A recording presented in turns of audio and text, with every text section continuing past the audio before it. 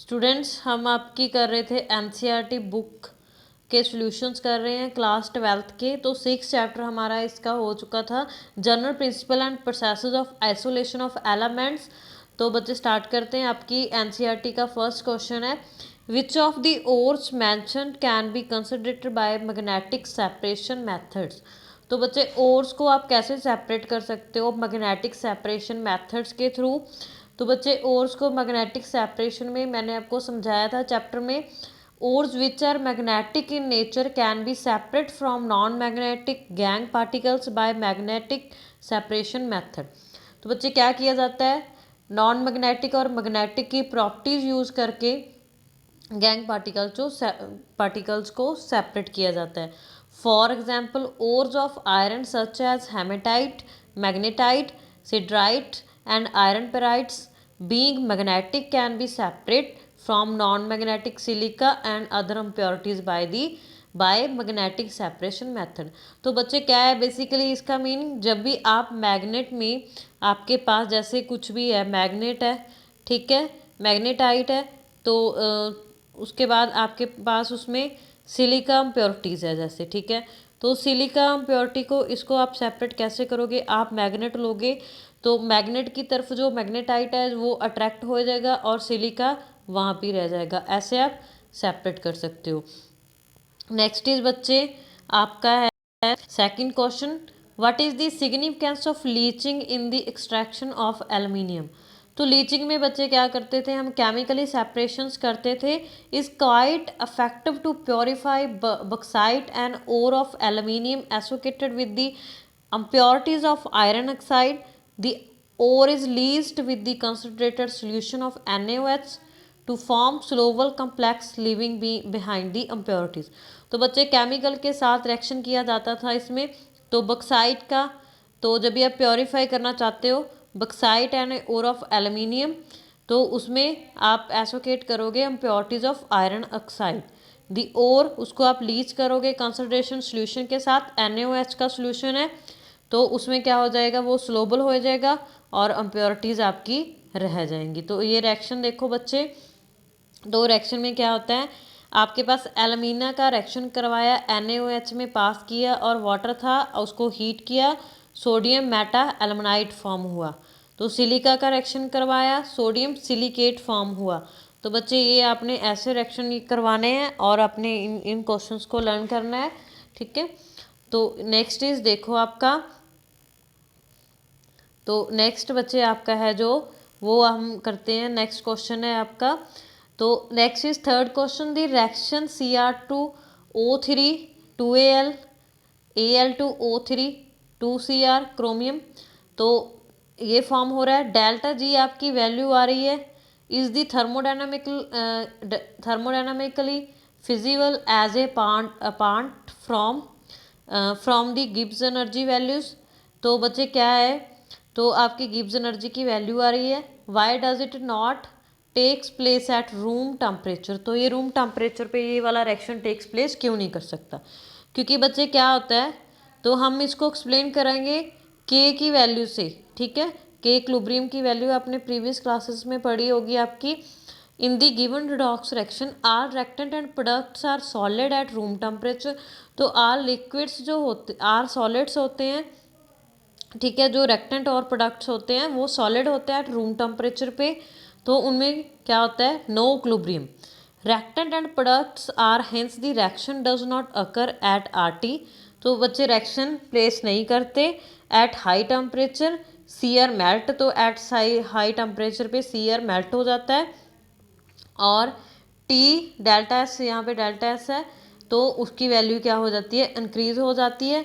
The value of result, तो बच्चे क्या होगी, दी वैल्यू हो जाएगी डेल्टा RG की मोर नेगेटिव हो जाएगी, तो हमारा रिएक्शन प्रोसीड करने लग जाएगा रैपिडली, ठीक है।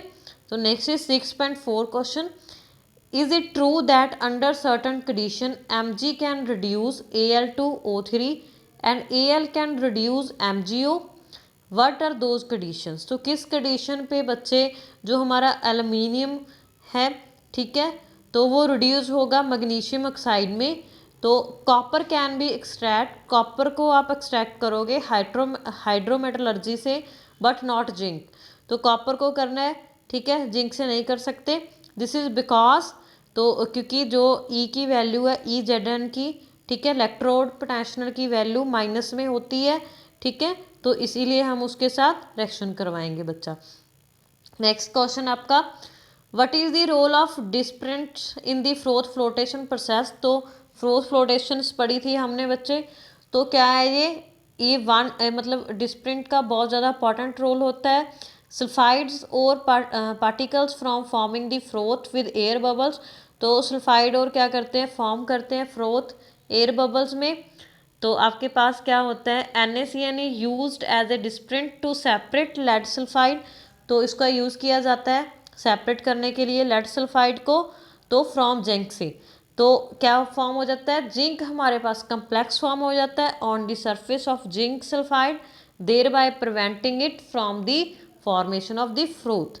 तो नेक्स्ट बच्चे आपका है, ये रिएक्शन हो रही है, यहाँ पे आपने रिएक्शन करवाया 4NaCN को Zn के साथ, और आपके पास सोडियम टाइट्रासाइनोजिनसाइड फॉर्म हुआ, ठीक है, सेकंड स्टेट में फॉर्म हो रहा है, और Na2 फॉर्म हो रहा है आपके पास, और S।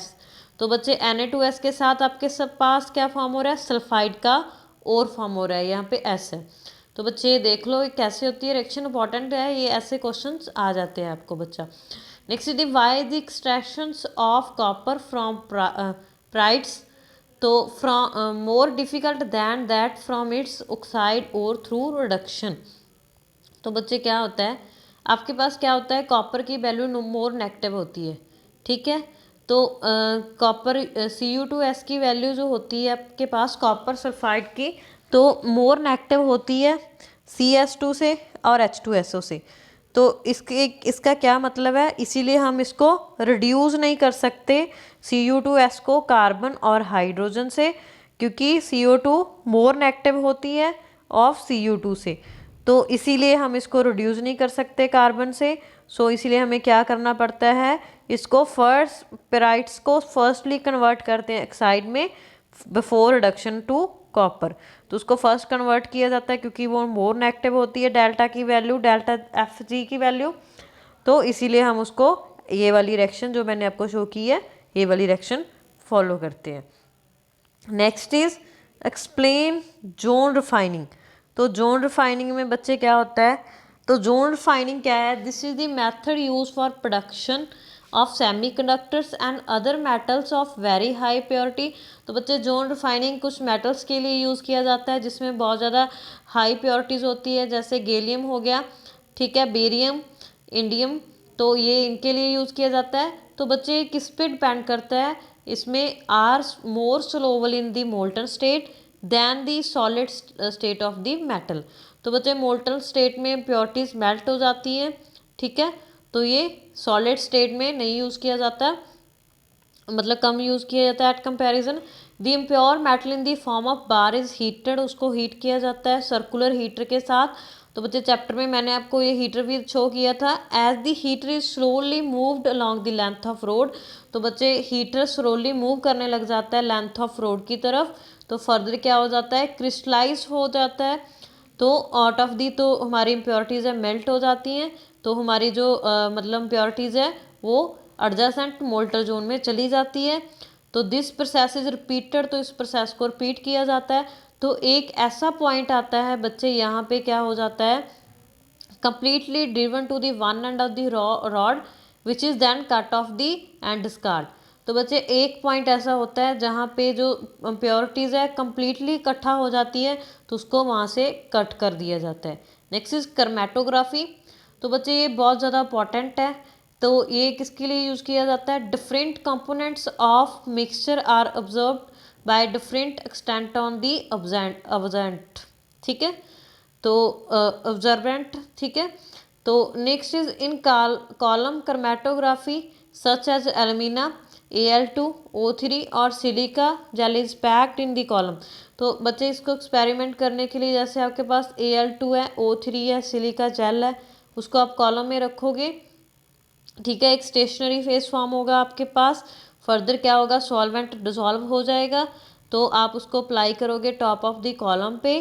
फिर क्या होगा, उसका आप एक्सट्रैक्ट करवाओगे उसके साथ, तो आपके पास एलूट फॉर्म होगा, ठीक है, eluted from the column with a suitable solvent. तो उसके बाद क्या हो जाएगा, वो ऑब्जर्व हो जाएगा, ठीक है।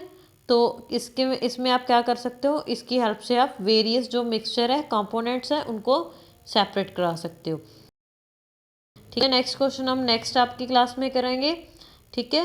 तो ये सारे क्वेश्चन आपने कर लेने हैं बच्चा, ठीक है। तो आपको कहीं से भी आपकी वर्कशीट जो एग्ज़ाम होंगे, ठीक है, वहाँ पे कहीं पे से भी क्वेश्चन आ सकते हैं, अपने बुक भी पढ़नी है, सारे टॉपिक अच्छे से करने हैं। Thank you students.